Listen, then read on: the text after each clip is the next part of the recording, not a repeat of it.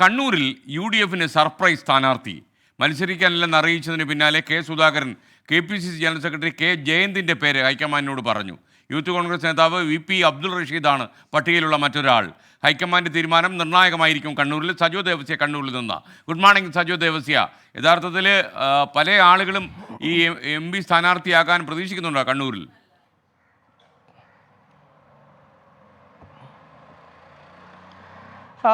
അത്തരം സീറ്റ് മോഹികൾക്ക് ഒരു അവസരം കണ്ണൂരിൽ തെളിയുന്നു എന്നാണ് ഒടുവിൽ നമുക്ക് ലഭ്യമാകുന്ന വിവരം. KPCC അധ്യക്ഷൻ കെ സുധാകരൻ നേരത്തെ തന്നെ താൻ കണ്ണൂരിൽ മത്സരിക്കാനില്ല എന്ന അഭിപ്രായം തുറന്നു തന്നെ പറഞ്ഞിരുന്നു. പക്ഷേ പിന്നീട് ഹൈക്കമാൻഡ് തന്നെ നേരത്തെ ഹൈക്കമാൻഡിൻ്റെ സർവേയിലടക്കം സിറ്റിംഗ് MPമാർ പ്രത്യേകിച്ച് കണ്ണൂരിൽ സീറ്റ് നിലനിർത്താൻ കെ സുധാകരൻ്റെ സാന്നിധ്യം അനിവാര്യമാണ് എന്ന കണ്ടെത്തലിലേക്ക് എത്തുകയും ഒടുവിൽ അദ്ദേഹത്തോട് മത്സരിക്കണമെന്ന് നിർദ്ദേശിക്കുകയും ചെയ്തു. പക്ഷേ ഏറ്റവും ഒടുവിലും സമരാഗ്നി തിരുവനന്തപുരത്താണ് നേതാക്കളൊക്കെ അവിടെയാണ്. പ്രതിപക്ഷ നേതാവ് VD സതീശൻ, ഒപ്പം MM ഹസൻ, രമേശ് ചെന്നിത്തല ഉൾപ്പെടെയുള്ള നേതാക്കൾ അന്തിമ സ്ഥാനാർത്ഥി പട്ടികയുടെ ഒരു രൂപം ഉണ്ടാക്കണം, അതിൻ്റെ ഭാഗമായുള്ള ചർച്ചകൾ ഇതിനിടെ പുരോഗമിക്കുന്നുണ്ട്. സ്ക്രീനിംഗ് കമ്മിറ്റി ഇന്നും ചേരാനിരിക്കുന്നുമുണ്ട്. ഇതിനിടയിൽ കെ സുധാകരനോട് അദ്ദേഹത്തിൻ്റെ അഭിപ്രായം കൃത്യമായി വ്യക്തമാക്കണം എന്നൊരാവശ്യം മുന്നോട്ട് വെച്ചു. അതിൽ നേതൃത്വത്തെ കെ സുധാകരൻ അറിയിച്ചത് KPCC അധ്യക്ഷ സ്ഥാനവും കണ്ണൂർ MP സ്ഥാനവും ഒരുമിച്ച് മുന്നോട്ട് കൊണ്ടുപോകാൻ കഴിയില്ല എന്ന നിലയ്ക്കാണ് അദ്ദേഹം നിലപാട് അറിയിച്ചത്. അതിൽ പാർട്ടിക്കകത്തെ ചില ആഭ്യന്തര സമവാക്യങ്ങളുടെ കൂടി ഭാഗമാണ്. തിരഞ്ഞെടുപ്പിന് ശേഷമുണ്ടാകുന്ന സംഘടനാപരമായ മാറ്റങ്ങൾ കൂടി മുന്നിൽ കണ്ടുകൊണ്ടാണ് കെ സുധാകരൻ അത്തരമൊരു നിലപാട് നേതൃത്വത്തെ അറിയിച്ചത്. ഹൈക്കമാൻഡ് നിർദ്ദേശമടക്കമുണ്ട്. ആ നിർദ്ദേശത്തെ ആദരിക്കുന്നു. പക്ഷേ ആരോഗ്യ പ്രശ്നങ്ങൾ, ഒപ്പം ഇത് രണ്ടും കൂടി മുന്നോട്ട് കൊണ്ടുപോകുന്നതിലെ പ്രായോഗിക ബുദ്ധിമുട്ടുകൾ എന്നിവയെല്ലാം ചൂണ്ടിക്കാട്ടിയാണ് അദ്ദേഹം നേതൃത്വത്തെ ഈ വിസമ്മതം അറിയിച്ചത്. ഒപ്പം കെ സുധാകരൻ തൻ്റെ വിശ്വസ്തൻ കൂടിയായ കോഴിക്കോട് ജില്ലയിൽ നിന്നുള്ള KPCC general secretary advocate K ജയന്തിൻ്റെ പേരാണ് പകരക്കാരനായി മുന്നോട്ട് വെച്ചത്. അതേസമയം ഈ പേരിൽ പൂർണ്ണ തൃപ്തി പ്രതിപക്ഷ നേതാവ് VD സതീശനും രമേശ് ചെന്നിത്തലയും MM ഹസനും അടക്കമുള്ള നേതാക്കൾക്കില്ല. അതുകൊണ്ട് തന്നെ പ്രതിപക്ഷ നേതാവ് ഇക്കാര്യത്തിലെ വിയോജിപ്പ് ആ ഘട്ടത്തിൽ അറിയിക്കുകയും ചെയ്തു. ഇതോടുകൂടിയാണ് പകരക്കാരുടെ ഒരു പട്ടിക എന്ന ഒരു നിലയിലേക്ക് കാര്യങ്ങൾ പുരോഗമിച്ചത്.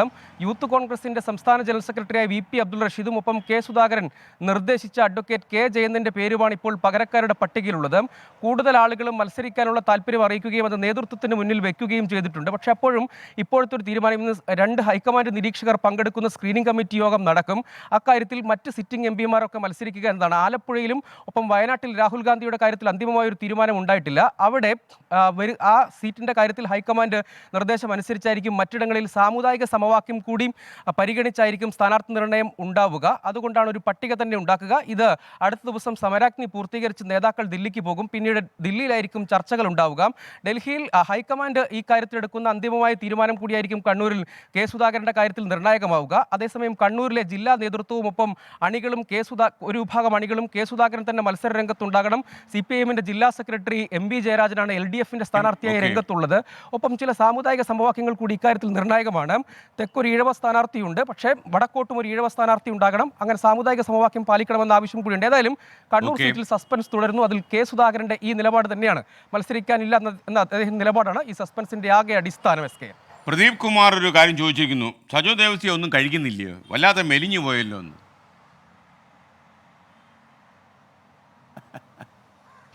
ഓക്കെ, പ്രദീപ് കുമാർ പറഞ്ഞിരിക്കുന്ന കാര്യത്തിന് സജോ മൗനം വിദ്വാന് ഭൂഷണം എന്നതിൽ മൂക്കൂത്തി.